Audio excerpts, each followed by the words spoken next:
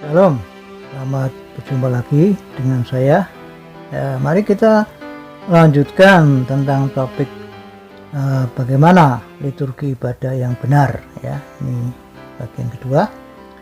Jadi ibadah itu bisa juga dalam bentuk kita melakukan hal-hal sosial, misalnya mengunjungi yatim piatu dan para janda yang ada dalam kesusahan dan lain-lain bro ya. Misalkan saya bacakan di Yakobus 1 ayat 22 ya. Ibadah yang murni dan yang tak bercacat di hadapan Allah Bapa kita ialah mengunjungi yatim piatu dan janda-janda dalam kesusahan mereka dan menjaga supaya dirinya sendiri tidak dicemarkan oleh dunia. Nah, yatim piatu dan janda-janda ini tidak hanya ada di rumah-rumah panti saja ya, tapi di rumahnya sendiri itu kan ada banyak janda dan yatim piatu bro. Lalu Ernie berkata, oh iya ya, biasanya kalau dengar yatim piatu itu langsung pikiran kita tertuju pada rumah yayasan pak. Padahal kan sebetulnya ada sekitar, ya kalau dipersentasi ya mungkin 90% lebih ya pak ya, ada yatim piatu itu tinggal di rumahnya sendiri ya pak. Apalagi janda-janda itu kan kayaknya nggak ada lah tempat yayasan untuk janda ya. Saya nggak pernah dengar pak. Kalau yayasan untuk orang tua jompo gitu, orang tua yang sudah tua itu ada ya pak ya, saya pernah dengar. Lalu saya jawab, ya saya juga belum pernah dengar sih ada tempat untuk menampung janda-janda itu bro. Yang ada memang panti jompo ada banyak ya, saya mendengar ya. Dan anak-anak panti asuhan itu kan yatim piatu itu kan juga banyak ya. Nah jadi jadi mereka ini yaitu para janda dan yatim piatu ini memang butuh dibantu. Kenapa? Karena pada umumnya janda-janda dan yatim piatu itu tidak punya tulang punggung istilahnya ya atau tidak punya penghasilan, alias kaum yang lemah, Alkitabnya menyebut seperti itu ya. Dan dalam membantu maka kita harus utamakan janda-janda dan yatim piatu yang sudah bertobat dan percaya Yesus dulu, atau saudara seiman bro. Nah ada ayatnya soalnya. Nah ini ya, Galatia 6 ayat 10 ya, demikian firman Allah. Karena itu selama masih ada kesempatan bagi kita, marilah kita berbuat baik kepada semua orang, tetapi terutama kepada kawan-kawan kita seiman. Nah ya, terutama jadi artinya diutamakan dulu, jelas ya. Lalu R berkata, oh gitu, saya pikir pokoknya asal bantulah siapa saja gitu pak. Saya jawab, iya memang semua orang bro, cuma kita harus taat firman Allah. Itu kan jelas tadi kita baca ya, firman Allah itu berkata untuk mengutamakan teman-teman seiman.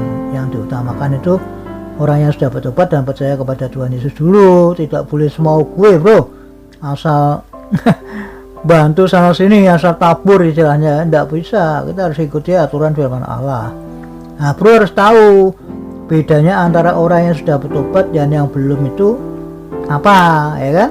Kalau orang yang sudah bertobat dan percaya Yesus itu kan ia adalah tubuh Kristus bro. Nah jadi kalau kita membantu orang yang sudah bertobat dan percaya Yesus itu artinya kita itu sedang melakukan hal itu untuk Tuhan Yesus bro. Nah ini ayatnya ya, saya kasih bukti ayatnya di Matius 25 ayat 31 sampai 40. Demikian bunyi firman Allah. Apabila anak manusia datang dalam kemuliaannya dan semua malaikat bersama-sama dengan dia, maka ia akan bersemayam di atas tahta kemuliaannya.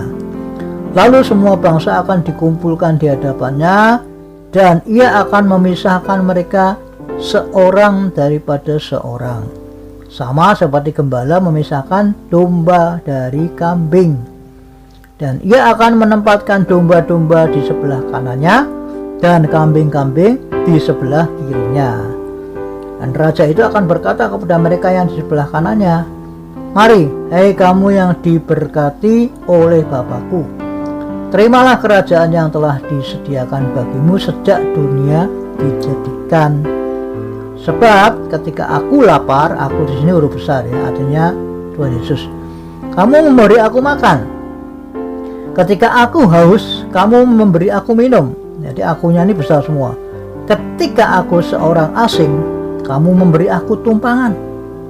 Ketika aku telanjang, kamu memberi aku pakaian. Ketika aku sakit, kamu melawat aku. Ketika aku dalam penjara, kamu mengunjungi aku. Nah, maka orang-orang benar itu akan menjawab dia, katanya, Tuhan, bila manakah kami melihat engkau lapar dan kami memberi engkau makan, atau haus dan kami memberi engkau minum? Bila manakah kami melihat engkau sebagai orang asing dan kami memberi engkau tumpangan, atau telanjang dan kami memberi engkau pakaian? Bagaimanakah kami melihat engkau sakit atau dalam penjara dan kami mengunjungi engkau? Dan raja itu akan menjawab mereka, aku berkata kepadamu, sesungguhnya segala sesuatu yang kamu lakukan untuk salah seorang dari saudaraku yang paling hina ini, kamu telah melakukannya untuk aku. Oh, ini jelas sekali ya. Jadi perhatikan kalimat segala sesuatu yang kamu lakukan untuk salah seorang dari saudaraku itu. Nah, itu perhatikan itu kalimat itu, bro. Artinya itu Tuhan Yesus mewakili sebagai tubuh kan jemaat, artinya orang percaya kan tubuhnya Tuhan Yesus. Jadi bro harus tahu siapa yang dimaksud saudaranya Tuhan Yesus itu, ya. Saudaranya Tuhan Yesus itu adalah semua orang yang hidupnya taat pada firman Allah 100%, tidak 1% sampai 99,9, tidak, tapi 100%. Artinya betul-betul taat semua ya. Ya, jadi orang yang sudah betul-betul percaya Yesus begitulah. Nah, ini ayatnya ya. Buktinya ayatnya yang saya katakan di Matius 12 ayat 48 sampai 50. Demikian firman Allah. Tetapi jawab Yesus kepada orang yang menyampaikan berita itu kepadanya, siapa ibuku dan siapa saudara-saudaraku? Lalu katanya sambil menunjuk ke arah murid-muridnya, ini ibuku dan saudara-saudaraku. Ya, dilanjutkan, sebab siapapun yang melakukan kehendak Bapakku di surga, dialah saudaraku laki-laki, dialah saudaraku perempuan, dialah ibuku. Nah ya, jelas ya. Nah, mari kita nanti lanjutkan ya pada episode berikutnya. Tuhan berkati.